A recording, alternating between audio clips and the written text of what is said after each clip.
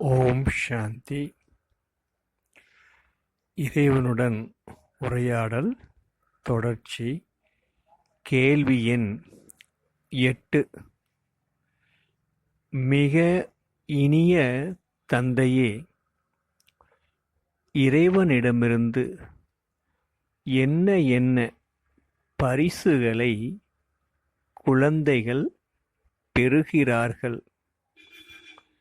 இனிய குழந்தைகளே, பாப்தாதாவின் பரிசுகளை எப்போதும் உங்களிடம் வைத்திருங்கள். நீங்கள் எப்போதும் பாப்தாதாவிற்கும் நிமித்த சகோதரிகளுக்கும் இந்த தெய்வீக குடும்பத்தாருக்கும் கீழ்ப்படிந்தவராகவும் நம்பிக்கைக்கு உரியவராகவும் இருக்க வேண்டும் என்ற தந்தையின் அறிவுரைகளை எப்போதும் நினைவில் கொள்ளுங்கள். ஞானத்தை தாரணை செய்யுங்கள், குணங்களை தாரணை செய்யுங்கள் என்பது ஆசிரியரின் பரிசாக இருக்கிறது. நீங்கள் எப்போதும் ஒற்றுமையாக இருக்க வேண்டும், ஒருவரின் நினைவில் நிலையாக இருக்க வேண்டும் என்பது சத்குருவின் போதனையாக இருக்கிறது. தைரியத்தையும் அன்பையும் ஒருபோதும் விட்டுவிடக்கூடாது என்ற அறிவுரையை நீங்கள் பெற்றிருக்கிறீர்கள். பாப்தாதா எந்த பரிசை உங்களுக்கு கொடுக்கிறார்? ஒன்று, எனக்கு ஒருவரைத் தவிர வேறு யாருமில்லை என எல்லா நேரங்களிலும் ஒருவரின் அன்பில் மூழ்கியிருங்கள். 2, சிக்கனமாக இருங்கள். ஒருவரின் நினைவு ஏக்னாமி மற்றும் சிக்கனம் எக்கனாமி, இந்த இரண்டும் பரிசுகள். பிறர் உங்களை எவ்வளவுதான் தன் பக்கம் இழுக்க முயற்சி செய்தாலும் உங்களுக்கு ஒருவரைத் தவிர வேறு யாரும் இருக்கக்கூடாது. இது உங்கள் மனதிற்கு சிக்கனமாக இருக்க வேண்டும் என்பது உங்கள் செயலுக்கு. எனவே எப்போது உங்கள் மனமும் செயலும் சரியாக இருக்கிறதோ அப்போது உங்கள் சொல்லும் சரியாக இருக்கும். இந்த 2 விஷயங்களின் மீது நீங்கள் விசேஷ கவனம் கொடுக்க வேண்டும். உங்கள் சிக்கனத்தில் பெருந்தன்மை கலந்திருக்க வேண்டும். நீங்கள் லிப்டில் மேலே செல்வதற்கு தந்தையின் பரிசாக மாற வேண்டும். மேலும் உங்களிடம் இருக்கும் அனைத்தையுமே பாபாவுக்கு பரிசாக கொடுத்துவிட வேண்டும். நீங்கள் பரிசுகளை கொடுப்பதோடு தந்தையின் பரிசாகவும் மாற வேண்டும். அப்போதே நீங்கள் லிப்டில் அமர முடியும். கேள்வி 9. மிக இனிய தந்தையே, மனப்போராட்டங்களில் இருந்து பாதுகாப்பாக இருப்பது எப்படி?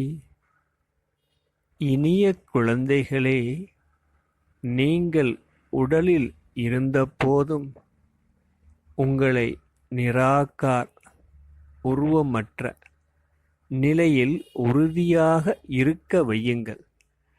அப்போது அந்த நிலையில் எந்தவித போராட்டமும் இருக்காது. கேள்வி எண் 10. மிக இனிய தந்தையே, ஆதாம் பிரம்மாவின் நிலை எப்படி இருந்தது? இனிய குழந்தைகளே, யார் நிராகார் நிலையில் உறுதியாக இருந்திருக்கிறார்களோ அவர்கள் அந்த வடிவத்தை அறிந்தும் உணர்ந்தும் இருக்கிறார்கள். ஆத்மா எப்படி இந்த உடலை விட்டு பிரிகிறது என்பதை அனுபவித்துக் கொண்டிருந்தேன். மிக ஆழமான அமைதியை, டெட் சைலன்ஸ், அனுபவித்துக் கொண்டு இருந்தேன். உடலின் ஒவ்வொரு உறுப்பிலிருந்தும் ஆத்மாவின் சக்தி பிரிவதை நான் பார்த்து கொண்டிருந்தேன். கர்மாதீத நிலையையும் மரணம் என்றால் என்ன என்பதையும் அனுபவித்துக் கொண்டிருந்தேன் என ஆதாம் பிரம்மா தனது கடைசி நிலையை விவரிக்கிறார். அவர் முழுவதும் சம்பூர்ணமாக ஆடாமல் அசையாமல் உறுதியாக இருந்தார். உங்கள் அன்பை நிரூபிக்க நீங்களும் அவரைப் போல மாறிக் காட்ட வேண்டும். அவர் தனது முக்கிய போதனைகளான நிராகாரியாகவும் உருவமற்ற அகங்காரியாகவும் பணிவு இருப்பது எப்படி என்பதை உங்களுக்கு தனது செயல்கள் மூலமாக செய்து காட்டியதோடு அதை அன்பாக விளக்கியும் சொன்னார். சாப்பிடும்போதும் பேசும்போதும் நடுவே சில வினாடிகள் உடலில் இருந்து காணாமல் போன அனுபவத்தை ஏற்படுத்தினார். ஒருவரிடம் பேசிக்கொண்டிருக்கும்போது உடலற்ற வடிவையும் ஆத்ம வடிவையும் பார்த்தார். இப்படியாக தன்னை புள்ளியின் உணர்வில் உறுதியாக இருக்கச் செய்யும் முயற்சியில் இருந்து வந்தார். இந்த முயற்சி உங்களிடம் குறைவாக இருப்பதால் உங்கள் சமஸ்காரங்கள் மாறுவதில்லை. சாக்கார வடிவத்தில் பாகம் முடிந்துவிட்டது. எனவே இப்போது தொலைவில் இருந்தபடி கரண்ட் வடிவில் ஆற்றலை தருகிறார். உடல் மூலமாக கற்றுத்தரும் பாடம் இப்போது முடிந்துவிட்டது. இப்போது பாபா உங்களுக்கு பாடம் கற்பிக்க வருவதில்லை, ஆனால் உங்களை சந்திக்கவும் மகிழ்விக்கவும் வருகிறார். தேகமற்ற கர்மாதீத நிலையை பெற்றவுடன் பாபா என்ன செய்தார்? அவர் பறவையாக மாறி நொடியில் பறந்து சென்று விட்டார். எனவே இந்த படிப்பு இப்போது முடிந்து விட்டது. அவரோடு உங்களை அழைத்துச் செல்லும் ஒரு வேலை மட்டும் இப்போது மிச்சம் இருக்கிறது. எனவே தனது அவ்வியக்த போதனைகள் மூலம் உங்களை சந்தித்து மகிழ்வித்து பறக்கச் செய்ய வைப்பதற்காக மட்டும் பாபா இப்போது வருகிறார். எந்த ஒரு காரணமும் இல்லாமல் எந்த ஒரு காரியமும் நடப்பதில்லை.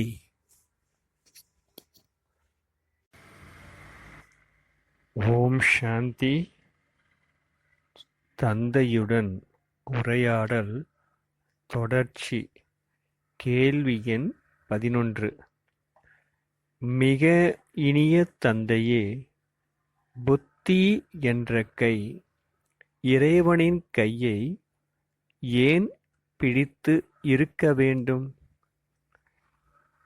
மிக இனிய குழந்தைகளே, யாருடைய புத்தியின் கை சரியாக பிடித்திருக்கவில்லையோ அது தடுமாற்றத்திலேயே இருக்கிறது. எனவே புத்தி என்ற கை தந்தையின் கரத்தை கெட்டியாக பிடித்திருக்க வேண்டும் என்பதன் மீது குழந்தைகள் விசேஷ கவனம் கொடுக்க வேண்டும். 12. மிக இனிய தந்தையே, யாரால் கடவுளை பார்க்கவும் அனுபவம் செய்யவும் முடியும்? இனிய குழந்தைகளே, நீங்கள் தேக உணர்வில் இருந்து கொண்டு தந்தையை பார்க்க விரும்பினால் அது உங்களால் முடியாது. யார் தேகமற்று ஆத்ம உணர்வில் இருக்கிறாரோ அந்த குழந்தை மட்டுமே அதை உணர முடியும். எந்த அளவு குழந்தைகளின் புத்தி தெளிவாக இருக்கிறதோ அந்த அளவு குழந்தைகள் அவ்யக்த சந்திப்பை அனுபவம் செய்ய முடியும். கேள்வி 13. மிக இனிய தந்தையே, யாரால் கடைசி வரை தொடர்ந்து இருக்க முடியும்? இனிய குழந்தைகளே, இப்போது நீங்கள் அனைத்து சக்திகளின் சொரூபமாக மாற வேண்டும்.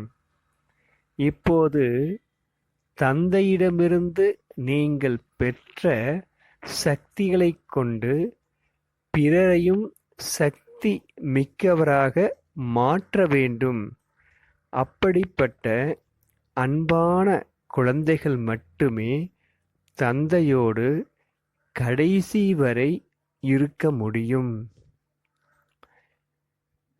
எங்கே அன்பும் சக்தியும் இணைந்து இருக்கிறதோ அங்கே ஆத்மா எப்போதும் தொடர்ந்து பரமாத்மாவை சந்தித்துக் கொண்டிருக்கிறது. உங்கள் சந்திப்பு நிரந்தரமாக இருக்க வேண்டும் என்றால் உங்களிடம் அன்பும் சக்தியும் இணைந்து இருக்க வேண்டும். அப்போதுதான் பரமாத்மாவோடு ஆத்மாவின் சந்திப்பு ஏற்பட்டது என நீங்கள் சொல்ல முடியும். மிக இனிய தந்தையே, அவ்யக்த உடலற்ற நிலையில் இருப்பதன் அடையாளங்களும் அதனால் கிடைக்கும் பயன்களும் யாவை? இனிய குழந்தைகளே, நீங்கள் எந்த அளவு அவ்யக்த நிலையில் உறுதியாக இருக்கிறீர்களோ அந்த அளவு உங்கள் கர்மேந்திரியங்கள் மூலமாக நீங்கள் செய்யும் செயல்கள் எல்லாம் ஸ்ரீமத் படி இருக்கும். குணங்களின் மீது அன்பு இருக்க வேண்டும். மாறாக 5 பூதங்களின் மீது இருக்கக்கூடாது. உங்கள் செயல்கள் தனித்துவம் வாய்ந்ததாக இருப்பதும் செயல்களை செய்யும்போது ஒவ்வொரு கர்மேந்திரியமும் அதீந்திரிய சுகத்தை அனுபவம் செய்வதும் நீங்கள் அவ்யக்த நிலையில் இருப்பதன் அடையாளங்களாக இருக்கிறது. அப்படிப்பட்டவருடைய கண்களும் முகபாவமும் செயலும் எப்போதும் அதீந்திரிய சுகத்திலேயே இருக்கும். உங்கள் செயல்களில் தனித்துவமும் அதீந்திரிய சுகமும் இருப்பதை உங்களால் உணர முடிந்தால் நீங்கள் அவ்யக்த நிலையில் உறுதியாக இருக்கிறீர்கள் என்பதை புரிந்து கொள்ளலாம். நீங்கள் அவ்யக்த நிலையில் இருக்கும்போது பிறரது உணர்வுகளை முன்கூட்டியே அறிந்து கொள்வீர்கள். மிக இனிய தந்தையே, முழுமையான அர்ப்பணம் என்றால் என்ன? இனிய குழந்தைகளே, நீங்கள் தேக சம்பந்தங்களையும் மனதின் எண்ணங்களையும் கடந்து தேகமற்றவராக இருக்கிறீர்கள். எப்போது உடலின் உணர்வு முற்றிலும் அகன்று விடுகிறதோ அப்போதே நீங்கள் முழுமையாக சமர்ப்பணம் ஆனவர் என்று சொல்ல முடியும். உங்கள் உடலோடு உங்களுக்கு கர்ம கணக்குகள் இருக்கும் வரை அதை நீங்கள் விட முடியாது. நீங்கள் உங்கள் கணக்குகளை எல்லாம் யோக பலத்தின் மூலமாகவோ அல்லது துன்பங்களை அனுபவிப்பதன் மூலமாகவோ தீர்த்தே ஆக வேண்டும். கடுமையான கர்ம கணக்கள் இருக்கும் பட்சத்தில் இந்த உடல் தொடர்ந்து இருக்கும். அதை நீங்கள் விட முடியாது. நீங்கள் உங்கள் கணக்குகளை எல்லாம் யோக பலத்தின் மூலமாகவோ அல்லது துன்பங்களை அனுபவிப்பதன் மூலமாகவோ தீர்த்தே ஆக வேண்டும். கடுமையான கர்ம கணக்குகள் இருக்கும் பட்சத்தில் இந்த உடல் தொடர்ந்து இருக்கும். அதை நீங்கள் விட முடியாது. நீங்கள் சமர்ப்பணம் ஆனவர்களே. ஆனால் உண்மையான சமர்ப்பண நிலை மிக உயர்வாக இருக்கிறது. சமர்ப்பணம் என்றால் ஒவ்வொரு மூச்சிலும் நினைவு இருப்பது. ஒரு மூச்சில் கூட நீங்கள் பாபாவை மறக்கக்கூடாது. ஒவ்வொரு மூச்சிலும் நினைவு இருக்க வேண்டும். நீங்கள் உங்களை முழுமையாக அர்ப்பணித்த பின்னர் செயல்களை செய்தீர்கள் என்றால் நீங்கள் மற்றவரையும் அர்ப்பணம் செய்ய வைக்க முடியும். அவர்கள் உங்கள் வாரிசுகள் என்று அழைக்கப்படுவார்கள்.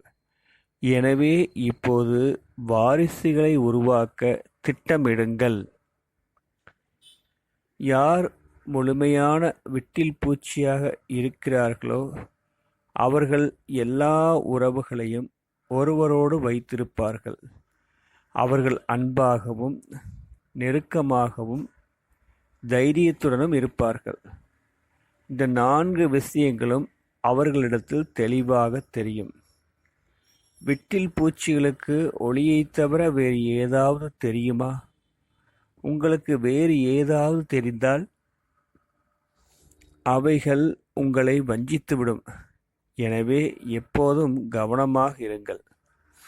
அர்ப்பணமானவர்களின் கண்கள் ஆன்மீகமாக மாறிவிடும். ஆன்மீக பார்வை என்றால் நீங்கள் உங்களையும் பிறரையும் ஆத்மாவாக பார்க்க வேண்டும். நீங்கள் உடலை பார்த்தபோதும் பாராமல் இருக்க வேண்டும். அந்த அளவிற்கு பயிற்சி இருக்க வேண்டும். பின்னர் யாராவது இன்னார் எப்படி இருக்கிறார் என கேட்டால் உங்களுக்கு அது தெரியாமல் இருக்கும். உங்கள் நிலை அப்படி மாறிவிடும். ஆனால் எப்போது நீங்கள் உங்கள் லௌகீக விஷயங்களை எல்லாம் அலௌகீகமாக மாற்றி விடுகிறீர்களோ அப்போதே அது சாத்தியமாகும். நீங்கள் உங்கள் அலுவலகத்தில் வேலை செய்து கொண்டிருந்தாலும் அல்லது உங்கள் வியாபாரத்தை பார்த்து கொண்டிருந்தாலும் எங்காவது பார்த்தாலும் எதையாவது சாப்பிட்டாலும் எவரோடு பேசினாலும் உங்களிடம் ஆன்மீக உணர்வு இருக்க வேண்டும். உங்கள் கால்கள் தரையில் நடந்தபோதும் உங்கள் புத்தி நினைவு யாத்திரையில் இருக்க வேண்டும். இந்த நினைவே ஆத்மாவிற்கு உணவாக இருக்கிறது. ஆத்ம உணர்வில் நீங்கள் இந்த உடலிலிருந்து விடுபட்டிருப்பதை உணர வேண்டும். நீங்கள் உங்கள் உணர்வுகளை இந்த உடலிலிருந்து விலக்கி தன்னை ஆத்மா என உணர்ந்து செயல்களை செய்யும்போது இந்த உலகம் உங்களை நேசிக்கும். நீங்கள் உங்களை உலக விஷயங்களில் இருந்து மட்டும் விலக்கக்கூடாது. முதலில் உங்கள் உடலிலிருந்து உங்களை விடுவித்து கொள்ள வேண்டும். உங்கள் உடலில் இருந்து விலகி இருக்கும்போது உங்களை எல்லோரும் நேசிப்பார்கள். பிறகு உங்கள் மனமும் கடவுளும் உலகமும் உங்களை நேசிப்பதை பார்ப்பீர்கள்.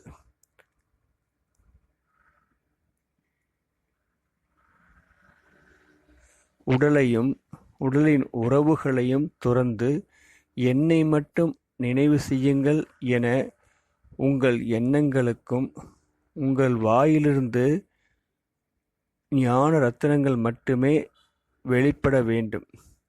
கற்கள் ஒருபோதும் வெளிவரக்கூடாது என உங்கள் வார்த்தைகளுக்கும் நான் எந்த காரியத்தை செய்கிறேனோ என்னை பார்த்து மற்றவரும் அப்படியே செய்வார்கள் என்பதை உங்கள் செயலுக்கும் நியமமாக சொல்லப்பட்டிருக்கிறது. மேலும் யார் என்ன செய்தாலும் அதற்குரிய பலனை பெறுவார்கள். இந்த 2 விஷயங்களும் உங்கள் செயலுக்கு வலிமையை தருகிறது. அதாவது யார் உங்கள் தொடர்பில் வருகிறார்களோ அவர்கள் இவைகள் மூலமாக சக்தியை பெறுவார்கள். நான் அப்படிப்பட்ட செயலை செய்ய வேண்டும், அதை பார்த்து உந்தப்பட்டு மற்றவர்களும் அதைப் போலவே செய்ய வேண்டும். உங்கள் எண்ணம் சொல் செயலுக்குரிய இந்த முக்கிய விஷயங்களை நினைவில் கொண்டால் நீங்கள் உங்களை நிரந்தரமாகவும் முழுமையாகவும் அர்ப்பணிக்க முடியும். நீங்கள் உங்கள் உடல், மனம், செல்வம் மற்றும் நேரத்தை எப்படி பயன்படுத்துகிறீர்கள் என்பதற்கான காரணத்தை பராமரிக்க வேண்டும். நீங்கள் எண்ணங்களை குறைவாக கொண்டிருந்தால் உங்கள் செய்திகள் சுருக்கமாகவும் தெளிவாகவும் இருக்கும். மேலும் உங்கள் முயற்சியும் தெளிவாக இருக்கும். எண்ணங்களை அர்ப்பணிப்பதே மிகப்பெரிய அர்ப்பணமாக இருக்கிறது. உங்களிடம் எந்தவிதமான வீண் எண்ணங்களும் இருக்கக்கூடாது.